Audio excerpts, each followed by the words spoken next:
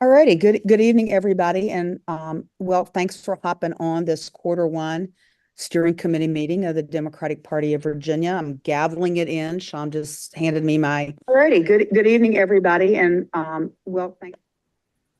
Yep. Okay. That's really interesting to hear your own voice come back. But okay. And I would like to call on the chairman of our Veterans Caucus, Charlie Conrad, to lead us in the Pledge of Allegiance. I pledge allegiance to the flag of the United States of America and to the republic for which it stands, one nation, under God, indivisible, with liberty and justice for all. Thank you. And now I will call on our esteemed Secretary, Isaac Sarver, for the roll call. Thank you, Madam Chair. And you probably saw me making some edits. We have quite a few new steering committee members. And so without further ado, Ricardo Alfaro. All right, Sandra Brandt. Present. Mark Berklowski. Here. Linda Brooks. Here. Mark Kennedy. Alex Cintron. Here. Excellent. Here. And welcome, Delegate Joshua Cole. All right, Charlie Conrad. Here. Doris Kraus Mays. Kim Crump. Rebecca Daly, welcome. Are you with us, Rebecca? I saw her. Yeah, Yeah. she's muted. You're muted, Rebecca, but we got you. Okay, Diane Carter DeMeo. I'm here. Hi. Abby Easter. Delegate Elizabeth Guzman. Patricia Harper Tunley. Here. Excellent. Shamli Hoff. Present. Welcome and congratulations. Margot Thank you so Horner. much. Margot. All right. Julie Hunter. Present. Excellent. Elaine Kamart. Gayleen Knoyton. Here. Dave Lightman. Senator Louise Lucas, the Youngkin Slayer. She gets an excused absent, Isaac. She's been putting in good work today. So, Joel McDonald. All right. Silene Montgomery. I'm here. Atima Amara. Zach Burkowski. Present. Sorry, Yep. I was on mute. No worries. Alexis Rogers. Matt Rowe. Matt Royer. Myself. EJ Scott. Present. Excellent. Manisha Singh. Here. Excellent. Charles Stanton. Blancha, present. Mayor LeVar Stoney. All right. Susan Swecker. Here. Roberta Thacker Oliver. Here. Clarence Tom. Here. And Tina Winkler. Here. All right, Madam Chair, we do have a quorum. And Great. if there's anyone I missed, just please feel free to message me, but I will keep an eye on the attendance in the window. Thank you, Mr. Secretary. With that, you all have been sent the agenda and the minutes from the last meeting. Would entertain a motion to approve. Madam Chair moves the adoption of the minutes and the agenda. Sandra Brand has moved. Is there a second? Second. Margot Horner has seconded. All in favor, say aye or raise your hand or raise the emoji or. Aye. Aye. Aye. Aye. All righty. That is so adopted. Abby couldn't be with us this evening, but Sham was very happy to deliver the treasurer's report, I believe. So Sham, I'll turn it over to you. Thank you, everybody. Happy quarter one. So Olivia prepared this with Abby, and I'll just read it. So the DPV8's Q1 financials were strong. As of March 7th, the party had raised $315,000 in core income compared to $287,000 in core expenses, with two large events in the first quarter, one on, I believe, January 4th and one last Saturday. A growing digital program, a healthy joint fundraising agreement pipeline, and some income through campaign services. We have been able to stay in the black despite, a lot of our large annual expenses landing in the first quarter. So going into income, nearly 2/3 of all our income in quarter one to date has been the result of direct fundraising and outreach. I'll let Vicki take a ton of credit for that in a few here. The rest we've retained through a few larger administrative refunds and some campaign services. We expect this pace to continue through the end of quarter one, and then kind of ramp up into quarter two with state convention and national convention, as well as an event that we're going to talk about a little later. We are expanding our digital program and trying to make sure that we're growing as much and raising as much in a federal year as we possibly can. On the expenses, as usual, the largest expense we have is staff, which is 70% of our total, generally our total budget. We did receive some pretty big credits and refunds for things like rent, taxes, and health insurance, but those tend to get offset by some pretty regular expenses like annual workers' comp that hits in early quarter one. Travel expenses have also increased over last year, which is kind of in line with our strategy for 2024 for as much outreach to new local committees and CD committees as we possibly can. So you'll be seeing the fruits of that as a DPPA staffer like Jack or Emily or Vicki shows up at a meeting or location or anything near you. And then just to close out with our cash on hand, we retain about $800,000 in cash on hand, about 50-50 split between federal and non-federal, just for our core administrative activities. If you include things from the Kaine Victory and Kaine Action Funds, which are joint fundraising agreements with Senator Kaine's campaign, we have about $1.5 million total cash on hand to head through the next 9 months of this year. And so with that just gets filed for, is that the process, Sean? Yes, right? so Isaac will send you a copy to file with them. So thank you for that. One thing I do want to note and thank Sham, Olivia, Vicki, and the finance team. So this is my I'm ninth. I've been party chair for 9 years. So my 8th January. January is our roughest month, and except for this January. We really knocked it out of the ballpark, the team did. And I really hope that y'all will take a moment and thank them, because that's people get tired, the election's over, you're starting in a new one, the General Assembly's starting, there's so much going on. And, we're always a little hesitant about spending at the end of the year because January and a little bit into February are always tough. And we broke that mold this time. So I hope that that will be a trend that will continue. With that, I'm going to, I don't really have a chair's report. There's a lot going on, and I'll say something tomorrow, but I know everybody is getting ready we've got the State of the Union tonight, which is really important. And I don't know if Joel McDonald was able to get on or not, but I wanted to thank him for chairing and handling a virtual watch party.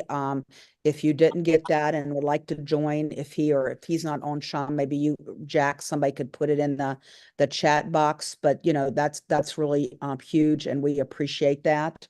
I do want to let you all know that we have been in discussion, now serious discussion, with the Biden campaign, and so that we look to, and Clarence, thank you too for your leadership on that. So I should have recognized you because you were key to helping us get a lot of these programs going. But I wanted to say that they are close to hiring a team in Virginia And don't ask me exactly when, because my idea as soon as possible is a little different than theirs.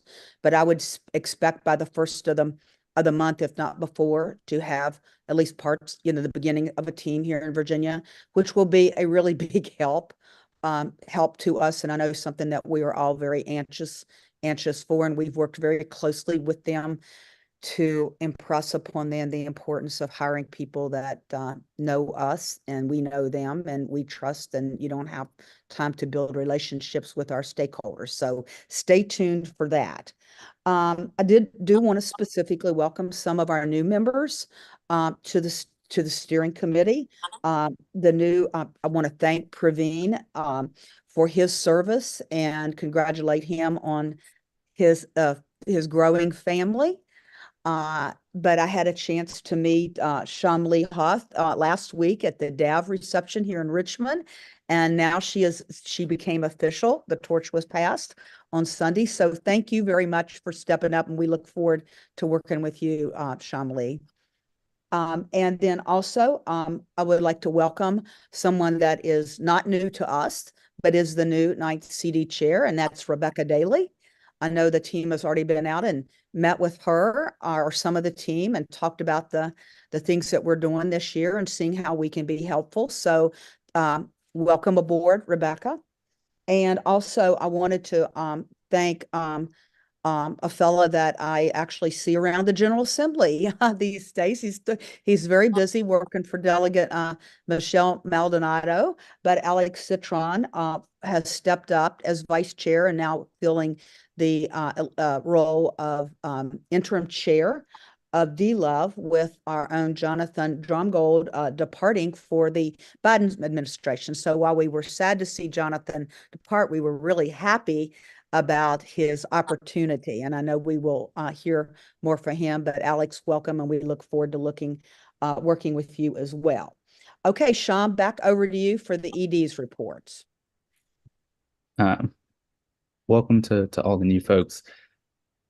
So I missed my first meeting, and I think 35 in a row last Q4, and it's the best reason to miss, and I think it was an excused absence on paternity leave. But I do want to make sure that you all know that like it sucks to leave the office and to like take any time away because stress and chaos, but you have just the most amazing, most talented, hardworking staff that you could possibly have. And there are some days where I honestly, like they run this whole organization and do an amazing job of it. And I couldn't have had that time with Leo and my wife, Julie, that we got to have without all of them stepping up and like planning multiple fundraisers, getting through quarterly meetings, prepping for session, getting everything ready. And so, I can't tell you how much I appreciate them and how much you all should appreciate them, because like he just started laughing like last weekend, and it's the cutest damn thing in the whole world. But to get those moments and to have that time like requires just an amazing team to always to always have your back on stuff and to like make it possible to take the time away.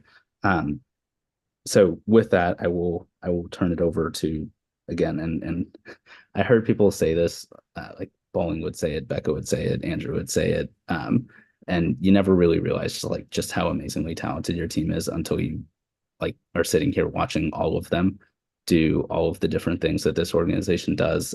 So I will turn it over to the best team in the world, and we'll start with Jack and Vicky to give the update from the political department.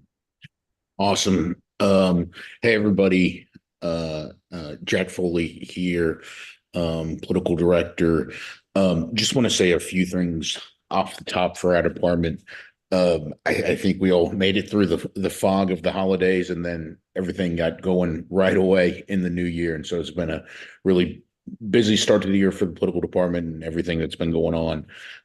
But even before we got to this year, in between this meeting and last meeting, we had unexpected elections with our special elections that came up right before session. And so just want to spend some time recognizing all the folks, especially down in the southern part of the 5th Congressional District, in SD 9 and HD 48. They were able to pull together 2 Democratic nominees to be on the ballot, but also facilitate a process in SD 9 with 4 candidates vying for that nomination, all in the midst of the holidays, all with everything going on, and then being able to make sure they stand with that candidate all the way through. And we're great to say that that candidate was Tina Younger, who's also our Halifax County Democratic Committee chair. And so just want to shout them out for all of their great work down in Southside. And there were some other special elections around the state in Alexandria, and then a great pickup down in Virginia Beach as well. And so just want to recognize all of them. But if you remember, for the folks who were with us last year, Q1 was Victoria Morales, our deputy political director's first meeting. And so now we're here at Q1 2024. And so just want to congratulate her on being here for a year. She's going to cover in her report all of the great things we've been able to do, and especially this busy first quarter. And a lot of that is because of having Victoria to help and make sure that the train's running on time for the things that we know we have to do every week, and then all those little random whether it's events or anything else that come up. So really grateful to have her on the team. Congratulations on 1 year, and I'll hand it over to you, Victoria, to take it away. Thank you, Jack. Hi, everyone. I hope you're having a good evening. I'm just going to run through some of the stuff that we've worked on. I know a couple of y'all have seen us in person, but we've been working on our delegate selection process trainings with the training department. So we've been everywhere from Roanoke to Farmville to Bristol, so all the Southwest, and then we've done some virtual trainings too. Also, between last December and now, we've worked on reorganizations of the local committee. So pretty much everyone's reorged. I think we're waiting on one more committee, and just onboarding the local chairs. So reaching out and doing one-on-ones with them, checking in, making sure they have everything they need, as especially the newer chairs who are unfamiliar with how to be a chair, just making sure they're caught up to speed and have everything ready to go, especially with delegate selection. It's a new thing for a lot of people, especially now that we're in person and not virtual this year. We also had our first DPVA legislative day. Thank you to Gayleen for helping out with that.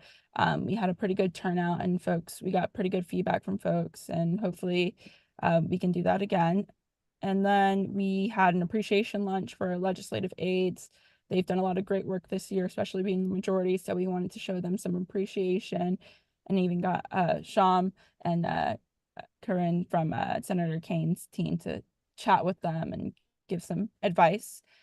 We had our Super Tuesday watch party this Tuesday. Great turnout, fun event. We also got to celebrate Jack's birthday there. So happy belated birthday if we haven't said that already. And we've updated the chairs list, the membership list, and bylaws with all these reorganizations. And as usual, we have our weekly chairs call on Mondays. And that's it.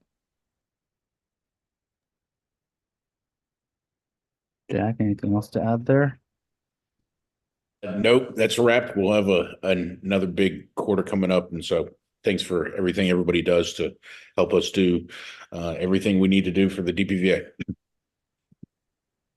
Awesome. Well, we'll go from there to our amazing, the best data team in the entire country, which is not even remotely exaggeration. Katie. Thanks for that. Some days it feels like an exaggeration, but I feel like thank you for that.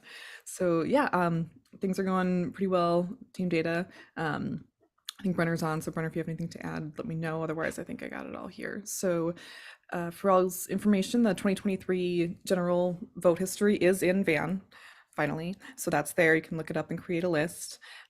We also have all of the local committees survey questions created. So everyone, all the local committee chairs or Van admins should be able to go in and plug those into scripts as they're starting all the voter outreach this year. We have the Democratic presidential primary in the absentee section. We're going to keep that in that absentee section for probably about a month. And then once voting starts for the June primary, that's when that'll switch over. And you'll know because the title will switch over. So it's helpful. Let me see. So we also have some incumbents as well as some new and primary folks getting on bands. So more and more of those every day. A lot of local things this year as well. The last thing that I just want to make sure that I get y'all's stuff on is we will be having temporary congressional ban committees for all the chairs to do petition verification. So we're getting that together. Probably hear from us next week with timing. Usually it's around the time when people turn in their petitions is around the time that we make sure that at least one person from that congressional committee gets a link to get into that ban.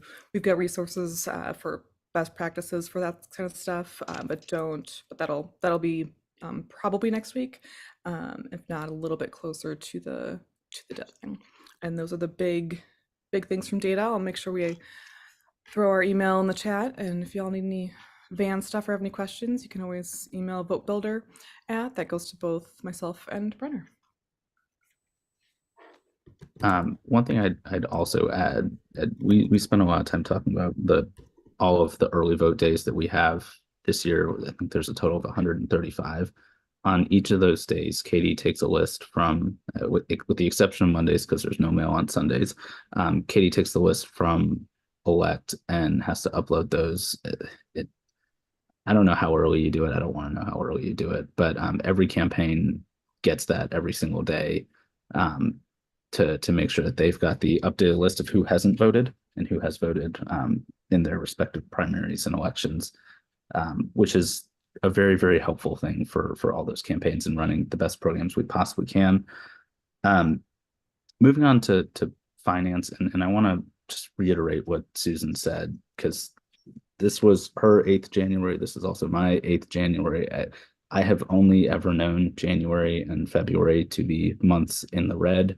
But as we as I mentioned in the treasurer's report, a huge 70% of our income over the last 2 months came from events and direct fundraising with donors, which I think is a real testament to like our finance department and especially Victoria, our finance director. And I promise I'm not going to steal any of the other things she's going to say, but I do think one of the things we're really trying to do this year is to be more creative with our events and have a real focus on making them fun and really exciting for people to go to. And I think with our January event and our event last Saturday, we're well on our way to doing that. So with that, Victoria, I will turn it over to you. Awesome. Thank you, Sean. So far the year is off to a great start. As everybody has said, we've worked together really hard as a full team. Finance is not just me and my department, it is Susan, it is Sean, it is everybody across all departments coming together to make this work. So I'm really thankful for the work that everybody has been able to put in so far. As some folks have already mentioned, we called it a pre-session kickoff in January before session started here in Richmond. Went super well. We had a host that hosted it on Monument Avenue, so it was absolutely beautiful, and we'll definitely be doing some more events with them. And we just had our pre-primary party on Saturday up in Arlington at the Army Navy Country Club with Governor J.B. Pritzker. It was super fun. We've gotten some really good feedback so far from it. We had a band, some great food, completely sold out the event, raised a ton of money. So huge thank you to all of you who pushed out that invitation for us, who came out for the event. I'm hoping that more of our events are going to feel like that, have that level of excitement, that much fun, great music, great food, and just have all of us together in a room ready to celebrate all of the things that we've worked so hard for over the past years. We are now launching a 2024 spring and summer event sponsorship package. It is for higher dollar donors that will encompass multiple events throughout the remainder of our spring and summer seasons. That will include the state convention, the gala, and some other events that we're going to be tying into that. So if anybody is interested in that, please let me know. We will still have our usual gala type sponsorships. Of course, the gala is going to look different. We're calling it the gala. That's not quite a gala, but we'll get you guys some more information on that as we get closer to it. But it will be more fun. It is going to be exciting. We are going to do it a little bit differently, and we think it's going to be a huge hit. That one will be here in Richmond on the 22nd of June, right after state convention. So as we get more information there, I will pass it along to you all, but you should go ahead and just reserve the date because it is going to be an event that you will not want to miss. We are also going to be doing wall-to-wall recognition at all of the events for the state, for the sponsorship package. So we will get more information out on that as well. And then as more events come out, we'll be telling you guys. I think we've got a few more annual events that come up pretty quickly. So we'll let you guys know where those are, where they're going to be. And I think we've got a lot of really exciting finance things coming up very shortly. So we hope to see you all there. Thank you, Victoria. I have Emily on this list, but I'm gonna do hers last because she's got she's sick today and we don't want her spreading anything even via Zoom. So we'll let's do Nico. And so Nico was part of our voter protection program last year as a staff attorney, and I believe he's our lead staff attorney for voter access. It is a long title, but having an attorney on staff is amazing. It makes this so much more fun. All right, Nico, we'll let you take it away. Yes, thank you for that, Sham, and allow me to reintroduce myself. Nico Walker, and I'm the lead voter access attorney, and happy to be helping out with the voter protection program this year. I want to start off with some Super Tuesday highlights. There's a reported bomb threat in Loudon at the Independence High School, precinct 326. There are several questions and issues about the proper polling place, poll worker issues, including inappropriate interactions in Montgomery and Albemarle, and questions about the same-day registration process. In Q1, debriefed and solicited feedback from key stakeholders, including the former voter protection director, cure director, data team, voter protection liaisons, and poll observers regarding the 23 program to inform strategy and planning for the 24 cycle. Key learnings include that we had a strong training and communication program, and the cure program was excellent and received a lot of glowing reviews. Anticipated challenges and improvements for this upcoming year, including expanding the liaison program to be statewide, poll greeter training, and poll worker turnover. Also in Q1, closely tracked election-related legislation moving through the General Assembly and provided daily readouts to key members of the DPVA staff. As you all well know, Democrats stymied Republican efforts to roll back voting rights, from shrinking the early vote period to strict ID laws to repealing no excuse absentee voting. Stymied those Republican efforts. And just want to highlight a couple bills. Democrats work to expand access, including HB 904, Delegate Price's and Delegate Senator Rouse's SB 300, having to do with list maintenance and due process for voters who are removed after we saw 3,400 voters wrongfully removed from the voter rolls in the weeks leading up to the 23 election. Also on expanding access, we had HB 441, Bennett Parker, and SB 605, Subramanian, expanding the definition of a disability for the purposes of curbside voting. And we saw this issue last cycle, but HB 939, Delegate Shins, prohibiting firearms within 100 feet of a polling place. We saw that in Spotsylvania. We saw that in Virginia Beach last cycle, and that's to be applauded. Finally, wrapping up, worked with local county chairs to spur nominations for officers of election. That's going to be a huge challenge this cycle, as ELECT estimates that they're going to need 20,000 officers of election for this cycle. So I want to say thank you to everyone for a great Q1, and a special shout out to Gayleen for her continued support of the voter protection program. Thank you, Nico. All right, I'm going to do the training update before going to Olivia and Brittany, because Brittany is on our agenda under general business. So if you have really, done anything over the last 3 months, you have been at a training that Emily Ham held, talking about delegate selection, doing chair school, literally going, I think, if she hasn't been to your neck of the woods, she's on her way.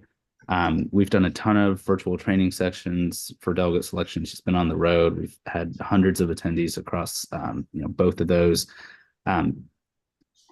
I think you all know, like whenever we have reorg and we have any local chairs, and especially heading into a presidential year, there is a huge, very, very short learning curve for how you run caucuses and how you navigate the delegate selection process.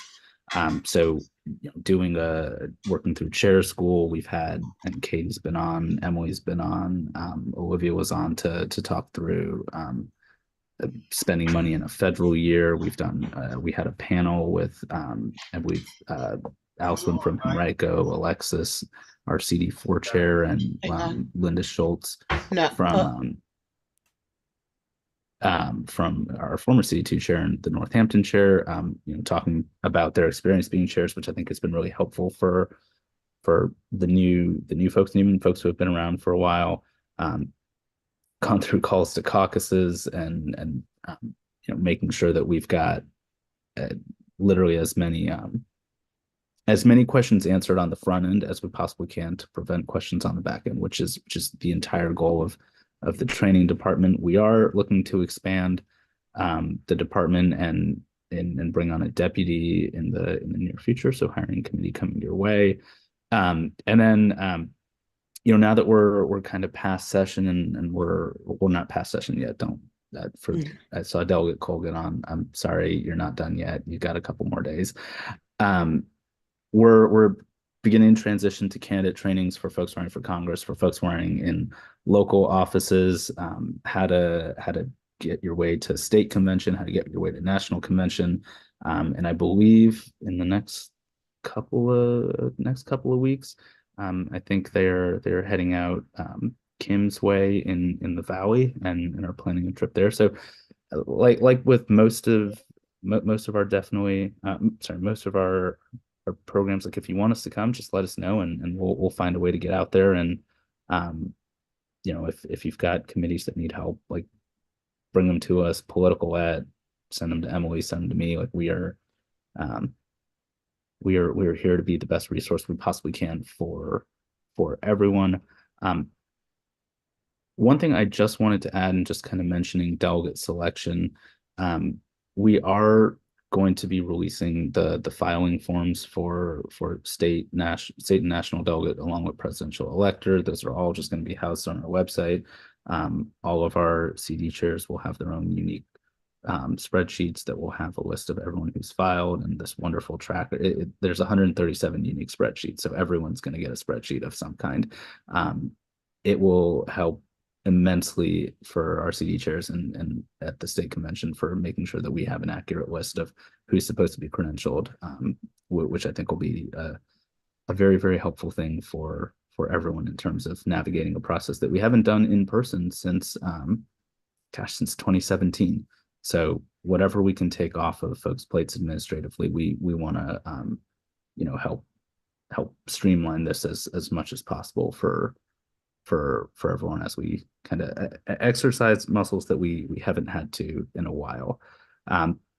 So with that, I will turn it over to our amazing operations team with Olivia and Brittany. Hi, y'all. Thanks, Sham. Obviously, I'm Olivia. There's a new face in the operations department, which I'm so excited for you all to meet. Brittany Jenkins. She is currently on the road, so she is off, but she's on the phone. So I'll just pass it to Brittany, just introduce herself real quickly. And we'll certainly be seeing a lot more of her. Good evening, everyone. My name is Brittany Jenkins, and I am the new Deputy Operations Director for DPVA. Such a joy and a pleasure to be a part of such a dynamic team. I can't express my gratitude for how well Olivia has taken me under her wing and just shown me the ropes and allowed me to just thrive in this position. I started off as the Deputy Ops Director for the Majority Project back during the 2023 cycle.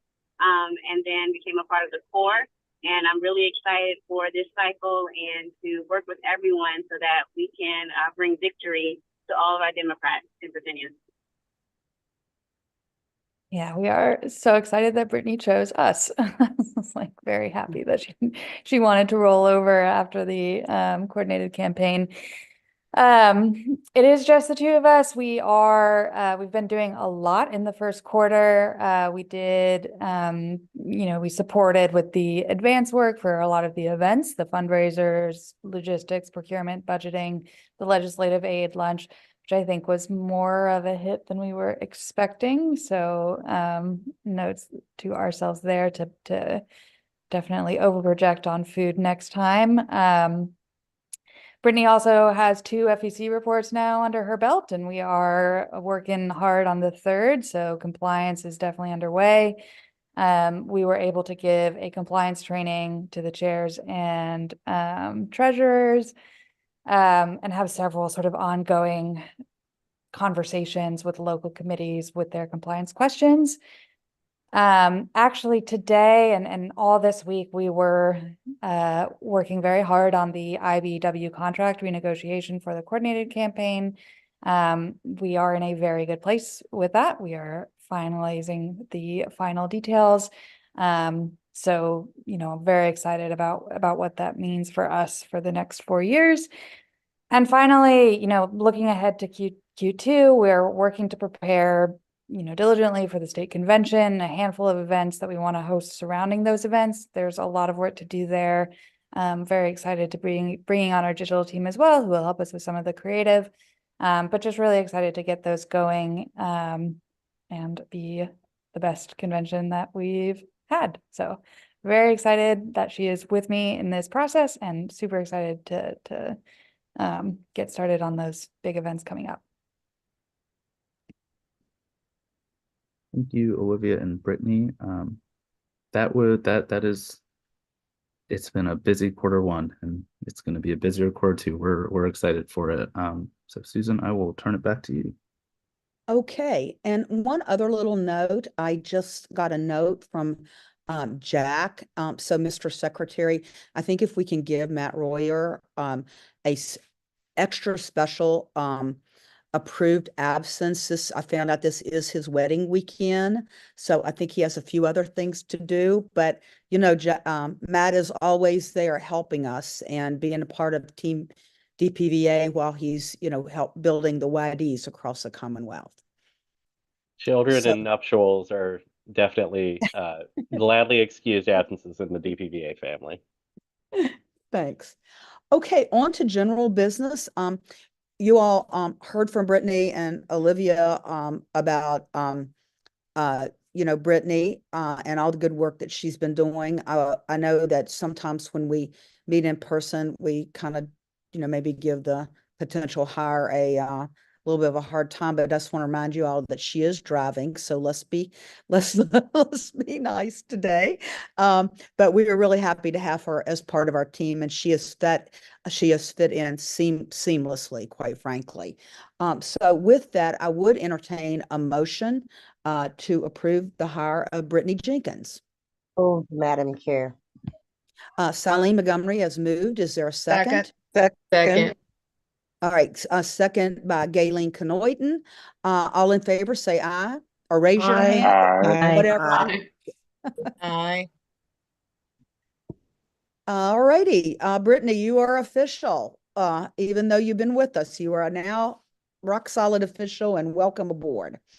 My next piece is something I just want to share with you all that we will be adopting these tomorrow, but it is the chair that appoints, makes recommendations to be approved by the Central Committee for the temporary standing committees for the 2024 convention. And I meant, yeah, thank you, Sham, because I keep thinking it's tomorrow, but so for rules, I will be announcing Mark Bukowski, Tina Winkler, Matt Rowe, and Abby Easter. For resolutions, Kim Crump, Tanya James, Harry Kana, and Sandra Brand. For credentials, Isaac Sarver, Sandra Antoine, Ricardo Alfaro, and Brad Skipper. For temporary national platform committee members, Corinne Sains, Sandra Brandt, Gayleen Knoyton, and Tyrone Sims. And so tomorrow, we don't really need to approve those today, but I would certainly appreciate your all's support and help on that when the time comes. I think we've got a great reflection here of the diversity of our party and the experience of our party. And then moving on, we will be passing on 2 memorial resolutions tomorrow of 2 people who were very dear to us, Emily Beer and Craig Hines. And there will be a time for members to speak about either or both of them if they so wish. Now, with that, because in addition to all the other stuff, State of the Union, you know, the women's ACC basketball tournament is going on. So I am trying to move things along a little bit because I actually follow them too, but that's more than y'all actually need to know. But a couple of things to mark down for future is, of course, Central Committee, 10 o'clock, Sham, Saturday, virtual. Okay. And the Q2 meeting, actually, the state convention is our Q2 meeting. So we will have steering the day before. And as Vicky said, they are working really hard on pulling together a different kind of BCG event. That evening, we have always reached out to some potential keynotes for both. And Olivia and Brittany are in the process of working on a room block as well. So stay tuned for more of that. And also, I know this will come as a big shock and surprise to you all, but we have a date for the Q3 meeting because Senator Warner, mark this down too, pig roast will be Saturday, September the 28th. So we were waiting to get past this past weekend, and that we will be looking for a location up in Fredericksburg. And every delegate, Cole, Matt Rowe, Mark Bukowski, y'all know the drill on that. So we are happy to be coming back to an area that always is so welcoming, and we're proud to be there. So that's actually completes our agenda. Does anybody have anything else? Linda, I see you, and we saw your note about the women's breakfast. So was there anything else you wanted to address that? Okay, if everybody didn't see it, Linda is working on a women's breakfast Saturday morning of the convention. But hey, run through political team on all that, because I want to make sure things don't conflict with other things that we or others may be planning. But it's great. It'll be great to have the women's breakfast back again. And Sandra, I see you have your hand raised. Yes, I'm sorry. I couldn't get my hand to raise on my That's okay. computer. Sorry. I just wanted to announce, and Nico will remember this person, Jonathan Stone has been for a number of years on the 2nd District, and he served as our voter protection guy, and couldn't ask for somebody better. He was appointed to be a judge in the Virginia Beach General District Court today, along with Scott, not Scott Carnes. Slacks, thank you. Yeah. Who has also who was a candidate in one of our districts in the city of Virginia Beach. So we have a circuit court judge who's been elected, and then Jonathan, who will be our general district court judge, who I will miss incredibly because he's been a great asset to the 2nd. But that's I love to see that though, Sandra, that we get good people in those positions. And that's just, thank you. I didn't realize that about Jonathan, but of course, I've known Scott and loved being down there to try to support him when he ran. Yeah, exactly. Two good great. guys. Thank you so much. We'll get a note off to both of them. Charlie Conrad. Hi, just wanted to announce real quick that the Veterans and Military Families Caucus of your Democratic Party of Virginia will be holding a rally with Senator Tim Kaine in Virginia Beach on Friday evening, April 19th. And then on Saturday, April 20th, we're going to be doing a canvas for the senators. So all are welcome. Consider this your official invitation to attend. Thank you. Thanks, Charlie. Thanks for pulling that together. Margot and then Tina. Margot, you got to unmute.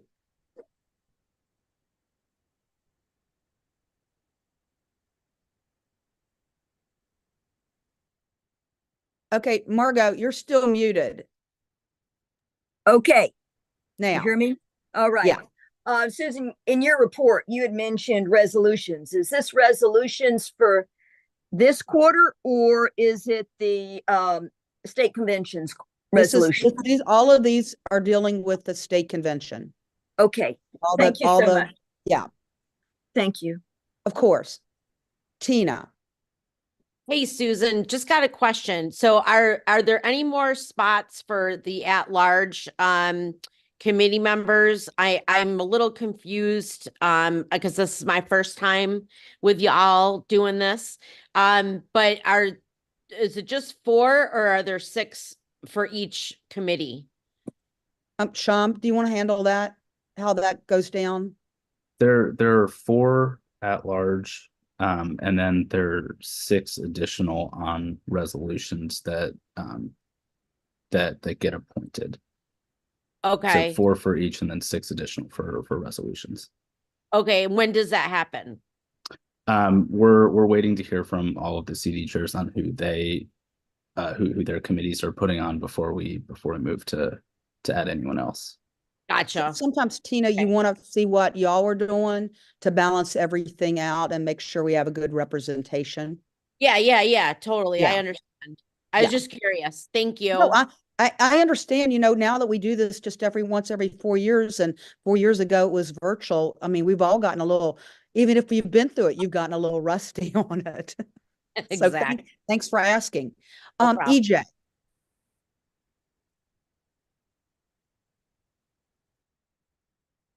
Thank you. Struggling to get unmuted. Okay. Thank you all so much.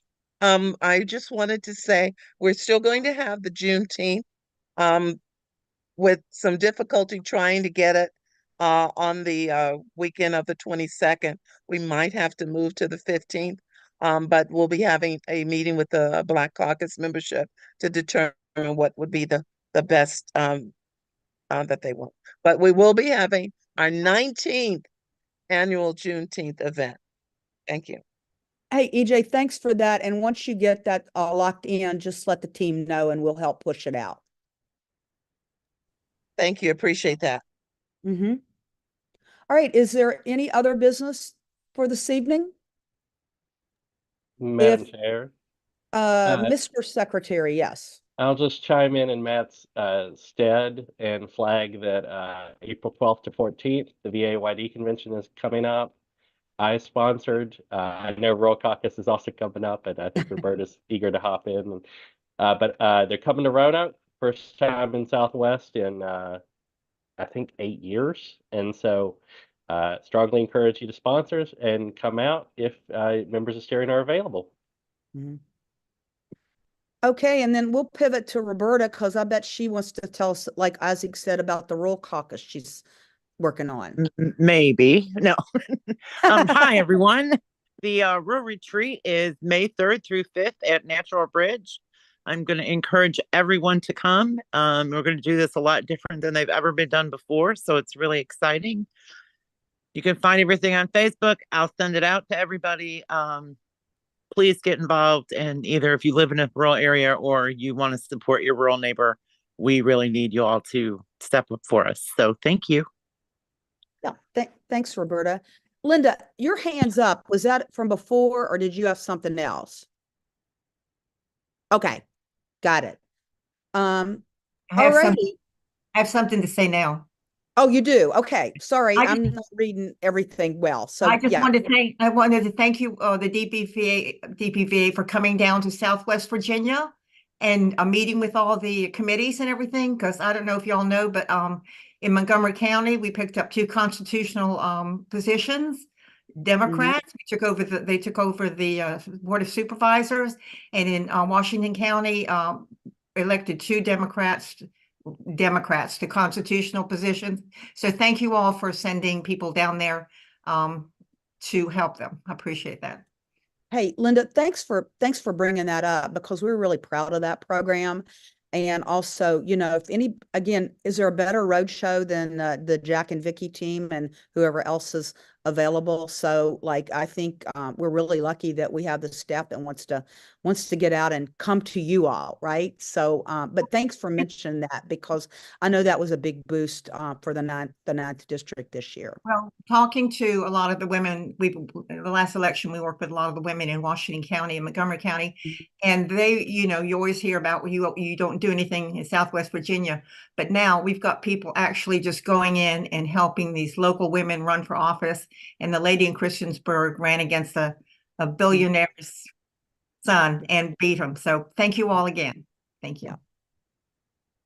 All righty. With that, is there a motion to adjourn? So moved. So moved. All right, it's been moved and seconded. All in favor? Aye.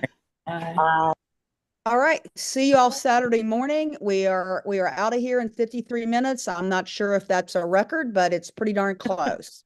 So thanks, everybody, and I'll see you Saturday. See ya. Thank you. Bye. Bye, everybody. Bye-bye.